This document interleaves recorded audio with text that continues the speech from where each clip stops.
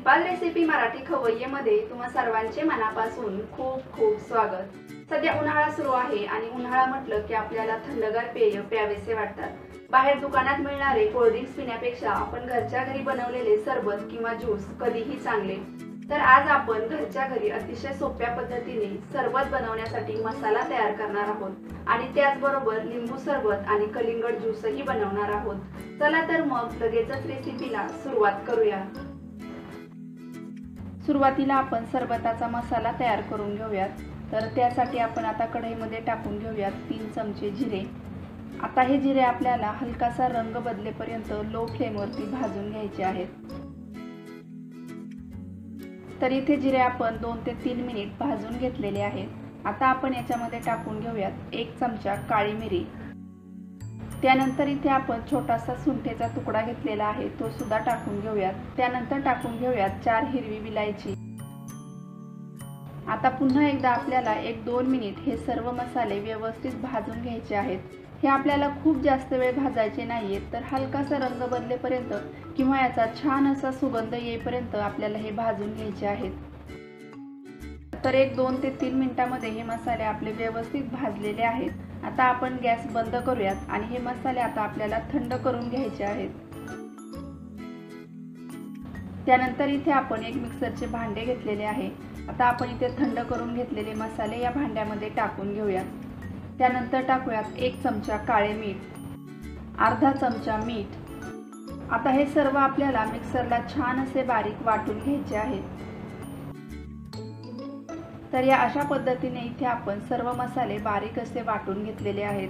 तर आपला हा सरबतासाठी लागणारा मसाला तयार झालेला आहे। आता आपण ज्यूस बनवायला घेऊयात।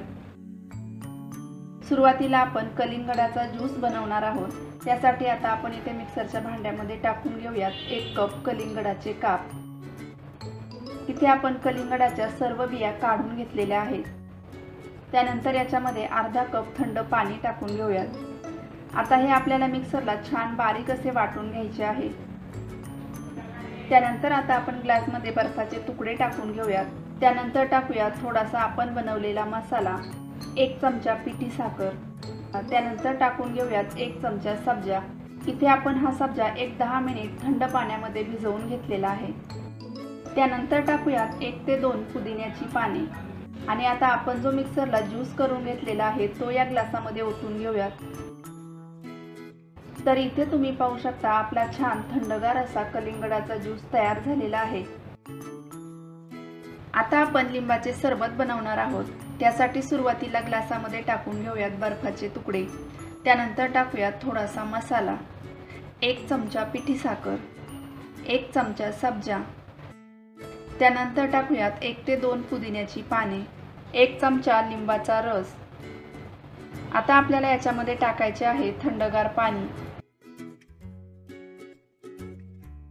तर इथे तुम्ही पाहू शकता आपले छान असे लिंबाचे सरबत तयार झालेले आहे। कलिंगडाचा ज्यूस आणि लिंबाचे सरबत बनवताना आपण घरच्या घरी मसाला तयार करून त्याच्यामध्ये टाकलेला आहे। त्यामुळे कलिंगडाचा ज्यूस आणि लिंबाच्या सरबताला खूप छान अशी चव येते। हे सरबत पिल्यामुळे आपल्या शरीराला थंडावा मिळतो।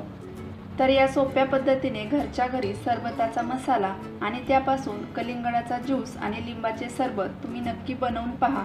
रेसिपी आवडल्यास रेसिपीला लाईक करा, शेअर करा। तसेच जर तुम्ही आपल्या चॅनलवर नवीन असाल तर कृपया आपल्या चॅनलला सबस्क्राईब करा आणि आपल्या नवीन रेसिपीज पाहण्यासाठी शेजारील बेल आयकॉनवर सुद्धा क्लिक करायला विसरू नका। पुन्हा भेटूया अशाच एका छानशा नवीन रेसिपीसह। तोपर्यंत धन्यवाद।